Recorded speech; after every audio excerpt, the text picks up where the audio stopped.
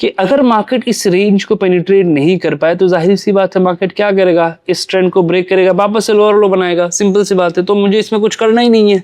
अगर मैं यहाँ पर एज ए बायर की तरह काम करता हूँ इस पॉइंट पे, तो मैं क्या करूंगा, मैं अपने ट्रेड को यहाँ पर कहीं पर लगाऊंगा, छोटा सा एक स्टॉप लॉस लगाऊंगा और यहाँ से यहाँ तक का मेरा टारगेट होगा। ये एक सेलर डोमिनेट कर रहा था और यहां से सेलर ने वापस से और एक सेलिंग प्रेशर क्रिएट किया नीचे के साइड में। Alright everyone, learn market structure के और एक एपिसोड पे आप लोगों का स्वागत है। ठीक है, इससे पहले हमने 3 वीडियो इस सीरीज में बनाए हैं, जिसमें पहले वीडियो में हमने समझाया कि कंफर्मेशन कैसे लेते हैं, दूसरे वीडियो में हमने समझाया एंट्री कैसे लेते हैं, तीसरे वीडियो में मैंने समझाया कि इसी कॉन्सेप्ट पे मैंने एक ट्रेड लिया हुआ था जिसमें विद इन 1 वीक हमने 12% का प्रॉफिट बुक किया है। अब ये जो स्ट्रेटेजी है बहुत सिंपल है, राइट। इसको इन डिटेल में भी हम चर्चा करेंगे, बहुत सारे एग्जाम्पल भी मैं लेके आऊंगा इन फ्यूचर। लेकिन दिक्कत ये है कि लोग प्राइस को रीड नहीं कर पाते, जो सबसे ज्यादा इंपॉर्टेंट है। स्ट्रेटेजी उतना इंपॉर्टेंट नहीं है, अगर आपको डायरेक्शन नहीं पता तो आप कोई से भी स्ट्रेटेजी लगाएंगे वो फेल हो जाएगा। आपको डायरेक्शन समझना होगा, आपको प्राइस एक्शन समझना होगा, आपको प्राइस के स्ट्रक्चर को समझना होगा कि वहां पर कौन है, बायर है कि सेलर है। ठीक है, और इस वीडियो में वो ही मैं आपको समझाने की कोशिश करूंगा कि मैं किस तरीके से प्राइस को रीड करता हूं।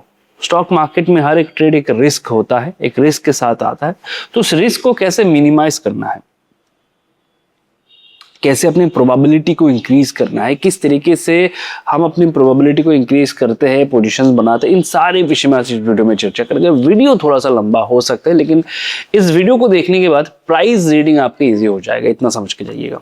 जो आप प्राइस रीड करते हैं वो इजी हो जाएगा। ठीक है, तो सबसे पहले मेरे सामने एक चार्ट है XYZ किसी भी कंपनी का, ये मैंने मंथली टाइम फ्रेम लगा के रखा हुआ है। ठीक है, तो ये जो चार्ट आप देख पा रहे हैं बेसिकली मंथली टाइम फ्रेम पे। ठीक है, तो मैं प्राइस को थोड़ा सा रीड करने की कोशिश करूँ, तो आप भी मेरे साथ प्रैक्टिस करिए। ठीक है, तो सबसे पहले मैं प्राइस को देख के क्या करता हूँ, मैं सबसे पहले इंपॉर्टेंट पॉइंट को आइडेंटिफाई करता हूँ कि प्राइस के इंपॉर्टेंट पॉइंट क्या है। ये एक इंपॉर्टेंट पॉइंट है क्योंकि मार्केट ऑलरेडी ऊपर जा चुका है, वहां से नीचे भी आ चुका है। तो मैं यूजुअली क्या करता हूँ कि जब कभी भी ऐसा कोई सिचुएशन दिखता है मुझे, मैं सबसे पहले इंपॉर्टेंट जोन को आइडेंटिफाई करता हूँ कि मार्केट का इंपॉर्टेंट जोन क्या है, अगला मूव क्या हो सकता है, किस तरफ जा सकता है, मुझे रिस्क कहाँ पर लेना है, जहां पर मेरा रिस्क एकदम मिनिमम हो और मेरा रिवॉर्ड अगर आए तो मैक्सिमम आए। ठीक है, और जिन लोगों ने प्रीवियस वीडियो नहीं देखा जाके देख लीजिएगा तो आपको और इजीली समझ में आ जाएगा। तो सबसे पहले मैं इंटरेस्ट को आइडेंटिफाई करता हूँ कि यहाँ पर लोगों का इंटरेस्ट किन पॉइंट पे है, लोग कहते हैं पॉइंट ऑफ इंटरेस्ट, तो उन जोन को आइडेंटिफाई करना। तो मैंने देखा कि ये मार्केट के लिए बहुत इंपॉर्टेंट एक जोन था। अब मेरा काम क्या है, मैंने मंथली में एनालाइज कर लिया, अब मैं आता हूँ 4 आवर टाइम फ्रेम पे, ध्यान से देखिएगा। ठीक है, 4 आवर टाइम फ्रेम पे मैं क्या करता हूँ, जब भी मैं आता हूँ मैंने अपने इंपॉर्टेंट जोन को आइडेंटिफाई कर लिया है और मैं सिर्फ यहां से देख रहा हूं। ठीक है, यहां से मार्केट में एक डाउन ट्रेंड है, राइट, यहां से यहां तक मार्केट में एक डाउन ट्रेंड है। तो मैं क्या कर रहा हूं, मैं जो इंपॉर्टेंट हाई है उनको मार्क कर रहा हूं, ध्यान से देखिएगा। ठीक है, ये कुछ इंपॉर्टेंट हाई है मार्केट के। ठीक है, ध्यान से देखिएगा, ये मार्केट के कुछ इंपॉर्टेंस हाई है। ठीक है, ये भी एक इंपॉर्टेंट हाई है और यहां पर अगर मैं आऊं, इससे पहले यहां पर एक इंपॉर्टेंट हाई था जो ब्रेक हुआ। ठीक है, एंड देन यहां से मार्केट अपने डायरेक्शन में जा रहा है। ध्यान से देखिएगा और समझने की कोशिश करिएगा, जो पॉइंट मैं आपको समझाने की कोशिश करता हूं कि मार्केट अगर अपट्रेंड में शिफ्ट होगा, आपको कैसे समझ में आएगा कि मार्केट अब यहां से ऊपर जाएगा या यहां से अब नीचे आएगा, वो आपको कैसे समझ में आएगा।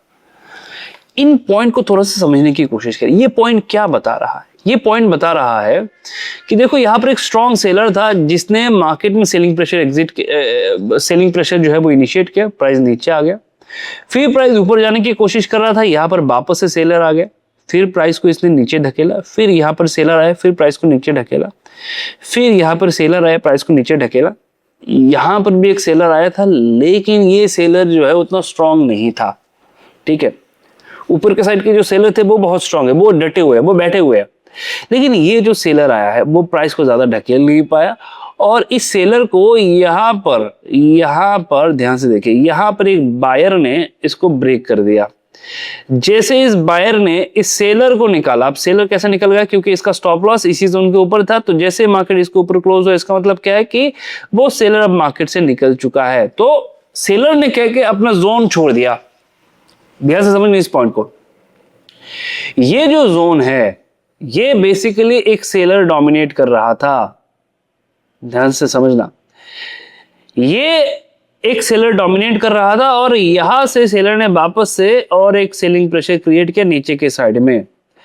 अब एक बायर आया और बायर ने इस सेलर को यहां से जैसे ही निकाला, अब ये जोन जो है वो फ्री हो चुका है, ये जो पूरा बॉक्स है ना वो फ्री हो चुका है। तो मार्केट जो अगला मूव लेगा वो इस जोन को कैप्चर करने के लिए होगा। ध्यान से देखना, यही हुआ है मार्केट में। मार्केट ने जो अगला मूव लिया, मार्केट ने इस जोन को फिल कर दिया है, लेकिन ये सेलर बहुत ही डोमिनेंट रहा। इसने वापस से सेलिंग प्रेशर यहां पर क्या किया, वापस से सेलर जो है एक्टिव हो गया और इसने प्राइस को डोमिनेट किया।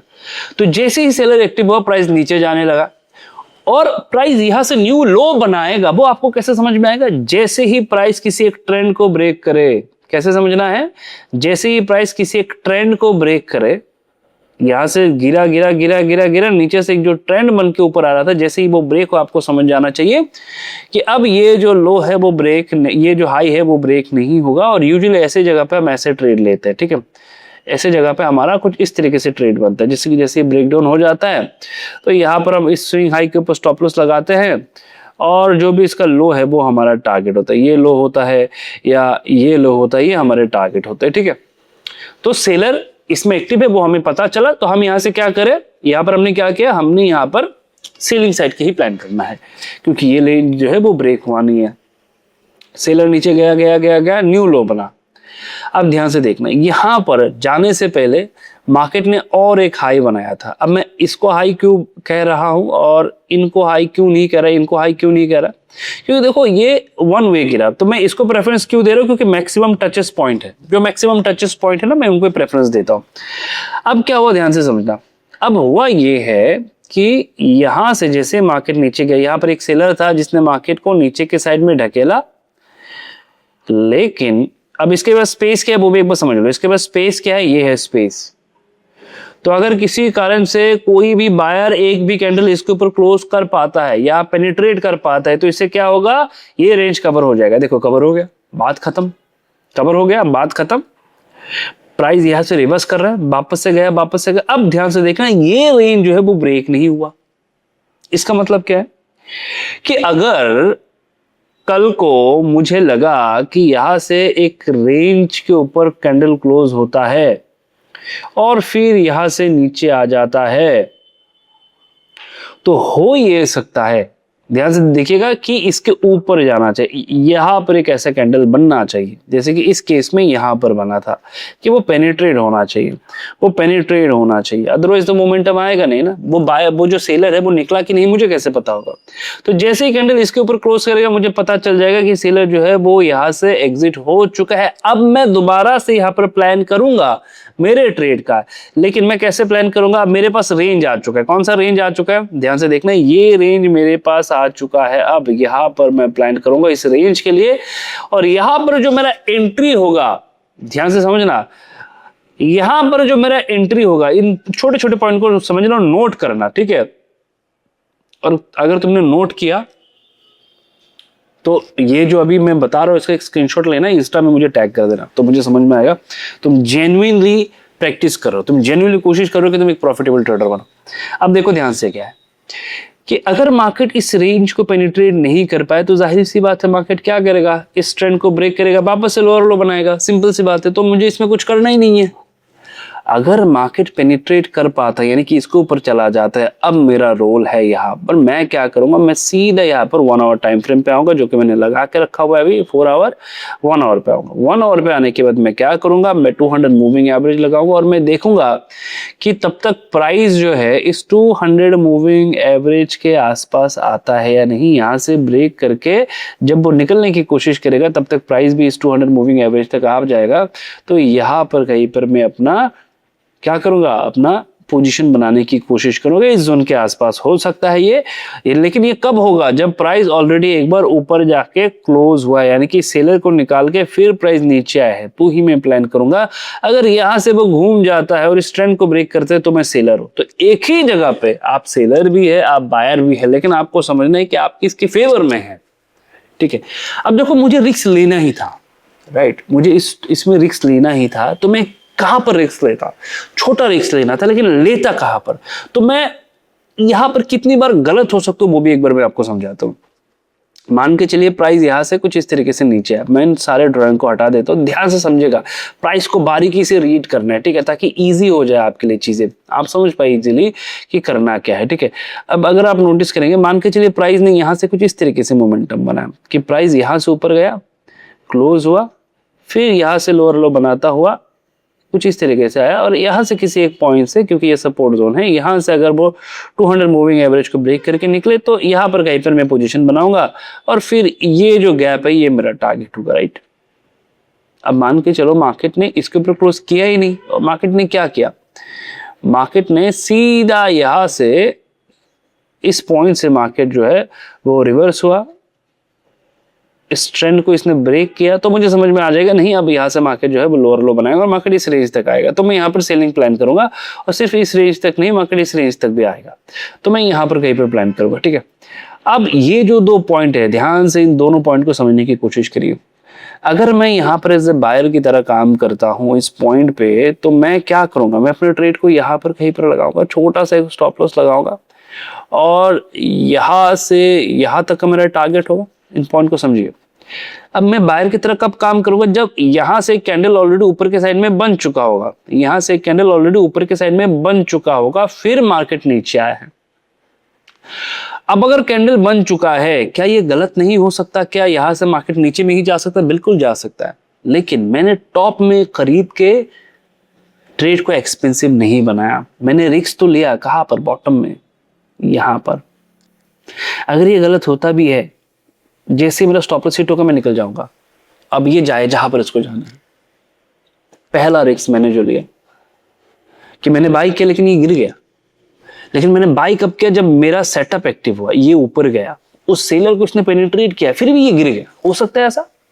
सेकंड क्या है, सेकंड है कि नहीं, उसने सेलर को पेनिट्रेट नहीं किया, उसने क्या किया, ये सीधा यहां से रिवर्स हो गया, और रिवर्स हो के यहाँ पर आगे ब्रेक डाउन कर लिया। जैसे ब्रेक डाउन हुआ तो मैं क्या करूंगा, मैं यहाँ पर सेलर बन जाऊंगा, सिंपल सी बात है, क्योंकि बाय सेलर को तो उसने प्रेडिक्ट किया नहीं, तो मैंने यहाँ पर सेल कर दिया, कहीं पर मैंने स्विंग हाई पे स्टॉप लॉस लगाया हुआ, और नीचे के साइड में मैंने जो भी टारगेट वगैरह है, इसका जो भी लो है वो मैंने टारगेट रखा। मान के चलो कि मार्केट यहाँ से रिवर्स हो गया, तो क्या होगा, मेरा स्टॉप लॉस जाएगा, छोटा सा जो मैंने स्टॉप लॉस लगाया, लेकिन इसने मुझे ये भी बता दिया कि मार्केट अब रिवर्स हो चुका है, मार्केट वापस इसको पेनिट्रेट करने जाएगा, तो अपने ट्रेड को मैं तुरंत रिवर्स कर दूंगा। जब मैं इसमें छोटे छोटे लॉसेस ले रहा हूं, चाहे इस साइड का लॉस हो या इस साइड का लॉस हो, तो इससे मार्केट का एक बार अगर मुझे डायरेक्शन मिल गया, तो मैं इन ट्रेड में रिस्क टू रिवॉर्ड के अकॉर्डिंग कितना बनाऊंगा, रिस्क टू रिवॉर्ड को एक बार जरूर देखिएगा, कितना रिस्क टू रिवॉर्ड इस ट्रेड में। देखिए रिस्क टू रिवॉर्ड कितना है कि प्रॉफिट होगा तो कितना होगा, प्रॉफिट होगा तो मेरा 20% का प्रॉफिट होगा, लॉस होगा तो 8%, हालांकि इसको हम और भी कम कर देंगे। इस केस में क्या प्रॉफिट होगा तो कितना होगा, अगर इस केस में मैं देखो तो मेरा जो प्रॉफिट होगा वो लगभग कितना 19% का होगा, और लॉस होगा तो 3% का होगा, ठीक है। तो हमने क्या किया, हमने छोटे छोटे रिस्क के साथ एक बड़ा मोमेंटम एक्सपेक्ट किया, एक बड़ा मोमेंटम को आइडेंटिफाई करने की कोशिश की। अब मैं यहाँ पर मैक्सिमम 2 बार ही गलत हो सकता हूँ, वो भी वर्स्ट केस में, कि मेरा सेटअप एक्टिव हुआ, मैंने ट्रेड लिया, नहीं चला। तो सबसे पहले रिस्क को डिफाइन करो। अब यहाँ पर तुम अपना सेटअप लगाओ, जो भी तुम्हारा सेटअप है, ठीक है। तो यही स्टोरी हमने यहाँ पर भी अप्लाई किया, ठीक है। यही स्टोरी अगर आप देखेंगे, यहाँ पर जो मैंने ट्रेड लिया था, यही स्टोरी यहाँ पर भी मैंने अप्लाई किया, और कभी कभी मैं एडवांस ट्रेड ले लेता हूँ, तो यही स्टोरी मैंने यहाँ पर भी अप्लाई किया था। जब मैंने इस ट्रेड में एंटर किया, जब मैंने इसमें प्रॉफिट बुक किया, तो इसी स्टोरी को मैंने यहाँ पर भी अप्लाई किया। यहाँ पर भी सेम चीज हुआ, पेनिट्रेट हुआ, ऊपर गया, जैसे ही 9 मूविंग एवरेज के आसपास आया, ध्यान से देख, 200 मूविंग एवरेज के आसपास आया, मैंने ट्रेड लिया, टारगेट, बात खत्म। सेम चीज पेनिट्रेट किया मार्केट ने, जैसे ही यहाँ पर आया, इस जोन के अराउंड आया, ट्रेड बना, बात खत्म, रेंज आ गया। तो सबसे पहले समझो कि वहां पर कौन है, प्राइस को रीड करो। ये वीडियो, ऐसा वीडियो अगर आपको पूरी यूट्यूब में मिल जाए ना, कि मुझे बताएगा, ठीक है, मैं आपको इजी तरीके से भी समझा सकता हूँ, लेकिन आपको लॉजिक भी समझना है, क्यों जाएगा ऊपर, क्यों जाएगा नीचे, क्या है वहां पर, किस तरीके से प्राइस बिहेव करता है।